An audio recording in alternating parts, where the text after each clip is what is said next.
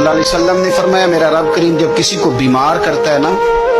تو پھر اللہ فرشتوں کو بھیجتا ہے، فرماتا ہے جب پتہ کر کے آؤ کسی سے میری شکایت تو نہیں کر رہا۔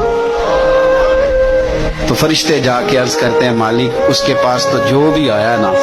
اس نے یہی کہا کہ الحمدللہ جس حال میں اللہ نے رکھا ہے میں راضی ہوں۔ اس نے تیری شکایت نہیں کی، اس نے تیری رضا پہ اس بیماری کو تیری طرف سے آزمائش سمجھ کے قبول کیا۔ میرے نبی کریم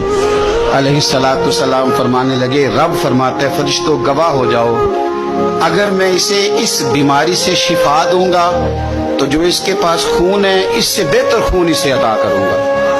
اور جو اس کے پاس گوشت ہے اس سے بہتر اسے گوشت عطا کروں گا، اور اگر میں اسے اس بیماری میں وفات دوں گا تو پھر میں اسے جنت عطا کروں گا۔